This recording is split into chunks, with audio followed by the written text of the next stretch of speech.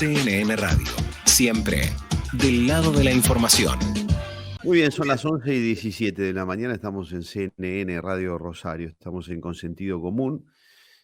Hay sobre el sector ganadero algunos cuestionamientos que tienen que ver con cuestiones más vinculadas al medio ambiente. Y podemos hacer o dar dos ejemplos. Uno, todo lo que se dice ha sucedido en las islas con el único fin de generar eh, la posibilidad de que allí se puedan instalar vacas. Algunos dicen que sí, otros dicen que no. Bueno, nosotros ya tenemos aquí, le hemos contado un poco la posición. No hay un diagnóstico concreto, ¿no? Algunos dicen que son los propietarios, otros dicen que son por las vacas, otros dicen que son desarrollo inmobiliario, otros dicen que son los ambientalistas. Nadie sabe bien por qué, pero ahora vamos a revisar un poco el tema ganadero en las islas. Y el otro tema, que es todavía más de fondo, es el debate que se da a partir de la emisión de gases que perjudican el medio ambiente. De todo esto vamos a hablar con el ingeniero agrónomo Luis Villa, es consultor agropecuario además, para que nos dé un poquito algunos detalles de cómo entender estos temas. ¿Cómo le va, Luis? Buen día, Marcelo Fernández, mucho gusto. Buen día, Marcelo, un gusto conversar con ustedes. Al contrario, muy amable y gracias. Bueno, Luis, queríamos enfocar un poco con base en la ganadería algunos de estos dos aspectos para que usted nos ayude desde su punto de vista a entenderlos, ¿no? Uno es ¿qué se viene para la ganadería más vinculado con los gases que hay que empezar a controlar y que generan este efecto invernadero? Y por el otro lado, ¿cuál es la verdadera explicación que hay alrededor de las vacas y las islas? Que usted lo habrá escuchado muchas veces, ¿no? Sí, respecto del primer asunto, de los gases con efecto invernadero, a nivel mundial, la agricultura como un todo, es decir, todas las actividades productivas agropecuarias emiten aproximadamente el 24% del total, pero son la única actividad que viene bajando en valor absoluto y además vienen bajando más que proporcionalmente en valor relativo, porque el resto de las actividades industriales, las residencias de las viviendas, es decir, de los seres humanos, etcétera, vienen creciendo. De modo tal de que incluso el IPCC u otros organismos que, digamos, no son afines o que no defienden al sector, pronostican que la agricultura como un todo, toda la actividad, va a estar en el orden del 6, 7, 8% de aquí al 2040, 2045. Dentro de todo eso, la ganadería ocupa una fracción menor. Hoy, bien medidas, las emisiones de los rumiantes mayores, búfalos y vacunos, son aproximadamente el 6 o 7% del total que se emite por la acción humana. Y seguramente hacia 2040 terminarán siendo el 2 o 3%.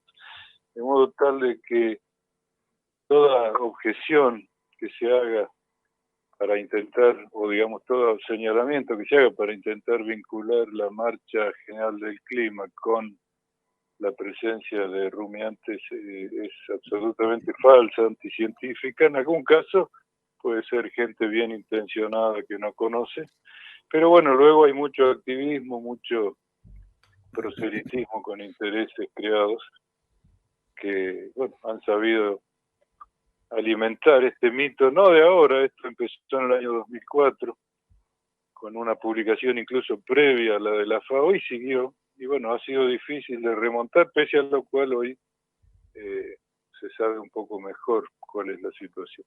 Luis, usted sobre este punto, antes de pasar al otro,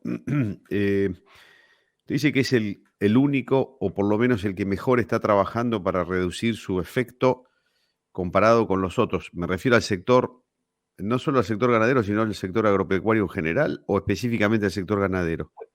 No, el sector agropecuario como un todo.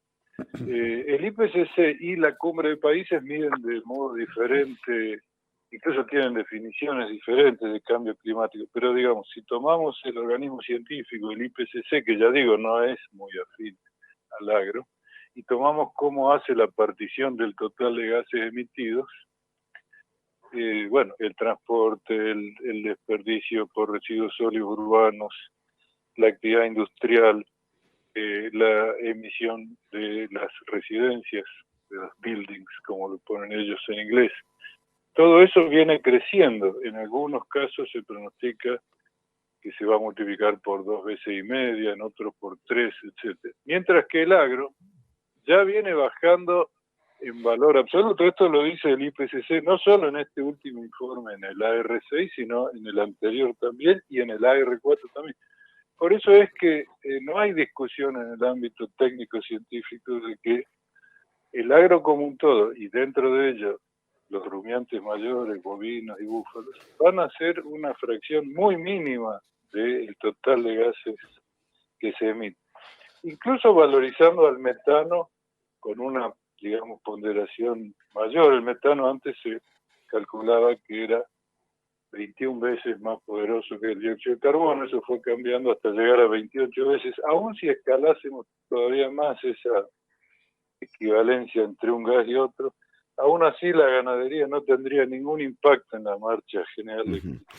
Luis, y le pregunto, el agro argentino en relación al agro, a otros agros, el norteamericano, por ejemplo, ¿cómo va en esto de la economía 360, de tratar de darle a todo una vuelta y que esté todo un poquito más bajo control, que no haya desperdicio ni de gases ni de nada casi, ¿no? Porque he conocido algunos casos en donde la verdad le dan una vuelta entera a toda la producción. ¿Cómo está en términos relativos dentro del mismo agro Argentina con Estados Unidos en este aspecto?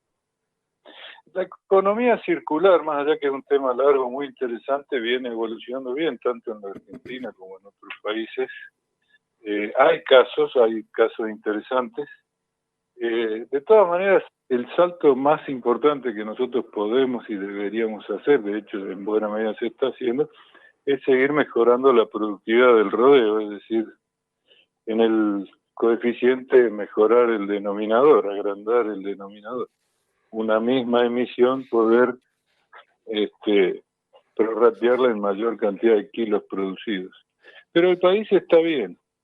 En lo que se refiere a inventarios, bueno, ahí hay toda una polémica.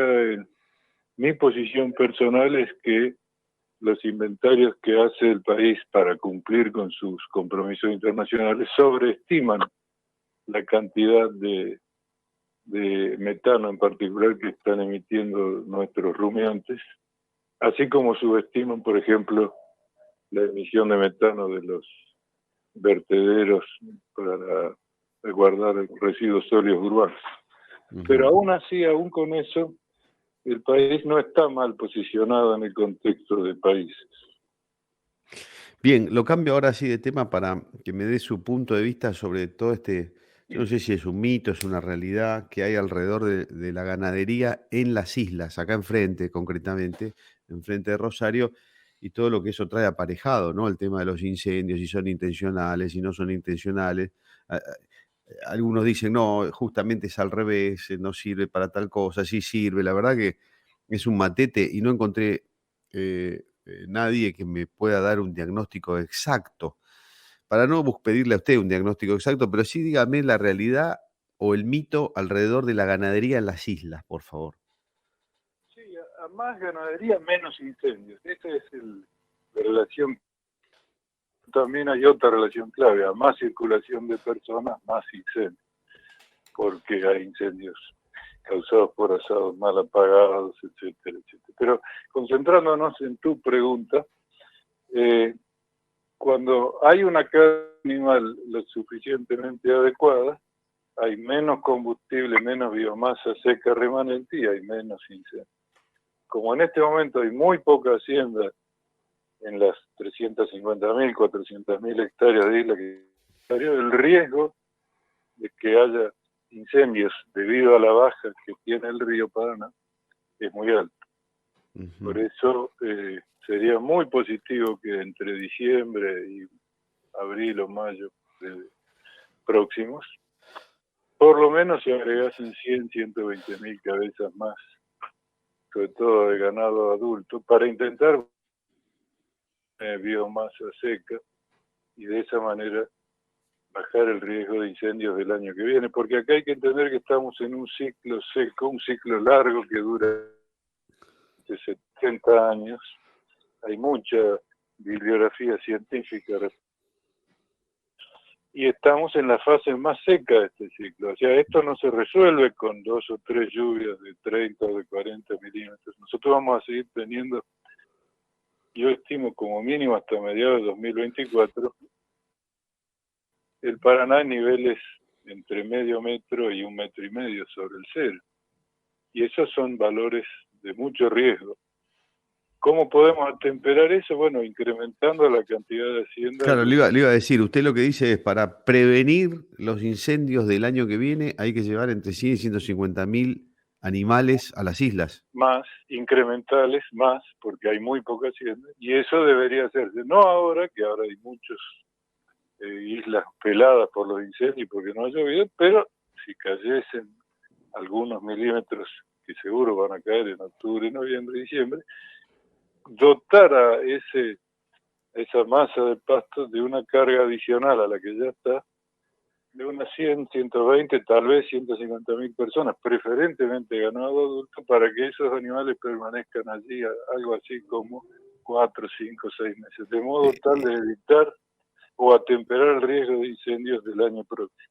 Ese ganado, o el ganado en general de las islas, Luis, hay que trasladarlo, llevarlo, que estén unos meses, sacarlo, después otra vez, van y vuelven, quiero decir. Bueno, hay una curva de pastos muy marcada en las islas, en la producción de pasto de las islas, y eso es lo que en condiciones normales incluso se hace. O sea, lo que estoy sugiriendo es prácticamente lo que se hace en forma rutinaria. Incrementar la carga en el momento que hay mucho pasto y disminuirla durante el invierno. El problema es que desde hace varios años, en esto hay una confusión muy marcada. La mayoría de la gente cree que hay mucha hacienda y en realidad es al revés, hay muy poca hacienda.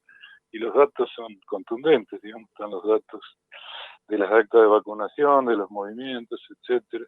Hoy toda la gestión de SENASA, de los inventarios, se hace de manera online, o sea, el SENASA a nivel nacional y en particular en esta zona sabe exactamente cuánta hacienda hay y dónde está. Y cualquier análisis histórico nos va a decir que estamos con la mitad del stock de hacienda que deberíamos tener. Eso combinado con la fase del ciclo seco en la que estamos y con la gran biomasa que hay, porque aún pese a los incendios sigue habiendo mucho, bueno, son condiciones absolutamente predisponentes para incendios de magnitud. Después está todo el control de la trazabilidad de las personas que van y vienen, el hecho de que no hay cámaras, no hay videovigilancia, no hay detección temprana de incendios, pero digamos, por lo menos en lo que está al alcance, la gran medida, la máxima medida es elevar la carga de hacienda en el periodo de diciembre-mayo. Por lo tanto, el sentido común indica, me corrige si me equivoco, pero esto de quemar las islas para favorecer el negocio ganadero es un contrasentido. Haciendo honor a tu programa, el nombre de tu programa, digamos, la quema, el uso, el recurso del fuego, que es algo natural, es un mecanismo, pero muy limitado. Acá se cree que la ganadería en las islas funciona en base a un fósforo y no es así. En determinados momentos puede ser positivo quemar cuando uno puede hacer una quema prescripta controlada, como se hace en los grandes parques nacionales del mundo, como se hace en el Palmar de Colón en Entre Ríos, que es un parque nacional. O sea, el fuego prescripto, bien diseñado, es una herramienta de manejo.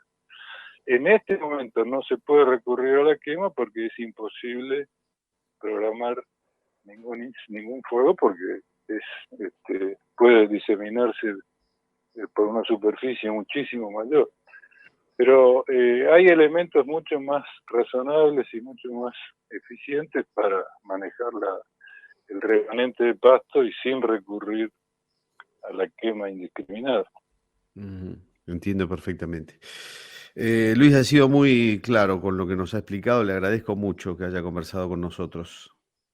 Yo soy el agradecido y a disposición de ustedes, porque este tema lamentablemente va a continuar y la sociedad está muy angustiada, pero no está bien informada. Así que ¿Qué cosa le haría falta conocer a la sociedad que no está vinculada con la isla, pero que sí recibe el perjuicio del humo, Luis? ¿Hay algo de lo que no hayamos hablado que merezca ser contado? La isla existe desde hace 6.000 años, se desarrolló con fuego. Nosotros, esta mancha urbana de 1,5 millones de personas, hemos invadido al humedal, no el humedal a nosotros. Y la ganadería existe desde hace unos 300 años en las islas. Dada esta situación, que es el punto de partida, lo que tenemos que hacer es manejar en forma inteligente, no dogmática, la carga animal para que ese remanente del pasto seco sea bajo y no nos genere estos riesgos, sobre todo cuando nos vienen de fases secas en la marcha del clima, ya sea un evento niña o la combinación que tenemos ahora, un evento niña por tercer verano consecutivo más la fase seca del ciclo de 70 años. Lamentablemente los decisores tampoco están entendiendo la situación. Si uno escucha a cualquier decisor, sea de un poder ejecutivo provincial o municipal, o un concejal, o un legislador provincial o nacional, está claro que en general no están teniendo claro el diagnóstico del cual partir, y por eso no está en la agenda cosas que ya se tendrían que estar conversando, incluso con el SENASA, para elevar la carga animal. De hecho, hay un manual de buenas prácticas que es un borrador dinámico que sigue mejorando, y de estos temas se habla, o sea, no son una elucubración individual o una ocurrencia. De hecho, incluso se habla de la inclusión de búfalos como una buena práctica en una pequeña proporción. Por ejemplo, el incendio en el Banquito San Andrés, en la isla que pertenece a Rosario, no hubiera ocurrido si ahí hubiera habido 10, 15 búfalos que hubiesen bajado el tenor de biomasa seca. Pero bueno, no ocurrió, alguien quiso quemar basura, terminó quemando las 30 hectáreas internas de la isla. Sí, no, yo coincido en que no hay un diagnóstico serio y profesional. Al menos no en forma diseminada para que todo el público interesado de la sociedad pueda conocerlo. Incluso se habla de la ley de humedales como solución al fuego, cosa que... Bueno, ese es otro error grosero, porque son dos cuestiones distintas. Una es un ordenamiento territorial estratégico de larguísimo plazo, y la otra es atender a la emergencia. Es como decirle a un bombero que espere que se va a sancionar una ley y después vaya a hacer su trabajo. Sí, es otra confusión adicional a toda la que hemos mencionado, se agrega esta cuestión. Sí, efectivamente, que también en ese caso uno no sabe si es intencionadamente, la confusión es intencionada o es una confusión por el matete que tenemos encima, ¿no? Vamos a ser ingenuos por un momento y vamos a decir que es bien intencionada, pero que la confusión existe, sí existe. Por otro lado, la ley de humedales tiene que legislar sobre humedales muy disímiles, las turberas de Tierra del Fuego, los valles en altura de Catamarca donde se puede explotar el litio, los humedales de la cuenca del Paraná. Es muy difícil que una ley ómnibus pueda regular ambientes tan distintos. Las 200.000 hectáreas de la turbera de la península Mitre contra la isla de los Estados tienen más carbono que los 10 millones de hectáreas de humedal del litoral argentino. ¿Cómo un legislador va a poder hacer eso y además pretender que esa ley tenga un presupuesto de 400 millones de dólares anuales a perpetuidad? Porque no es por única vez para hacer un inventario, es cada año. Entonces, son demasiados absurdos todos juntos, todo eso metido en la dinámica normal de crisis en la que vivimos. Es difícil el diálogo, lamentablemente, Marcelo, es difícil que la gente entienda, siendo que tampoco es una situación tan compleja. Sí, el panorama que nos deja Luis es muy claro, pero muy preocupante, ¿no? Muy claro porque como mínimo nos muestra con mucha nitidez lo confundido que estamos, ¿no? Y lo mal que enfocamos la solución de los problemas. Sí, en este caso partimos de un diagnóstico tan errado que sería prácticamente un milagro que pudiésemos proponer algo coherente, pero en otros casos no necesariamente la falla está en el diagnóstico. Acá la falla es el punto de partida. El diagnóstico que hacen los decisores y el público en general es totalmente errado. Hacer un piquete en el puente y poner ganadería igual fuego es no entender absolutamente nada, no de acá, sino de la historia de la humanidad, de la relación de la humanidad, la ganadería y el fuego. Entonces es muy difícil realmente poder proponer ideas o propuestas de solución cuando no se entiende ni siquiera en qué punto estamos. Sí, claro. De nuevo, muchas gracias, Luis, muy atento. No, al contrario, gracias. Adiós, hasta luego. Gracias. Hemos conversado con el ingeniero agrónomo Luis Villa, es consultor agropecuario además.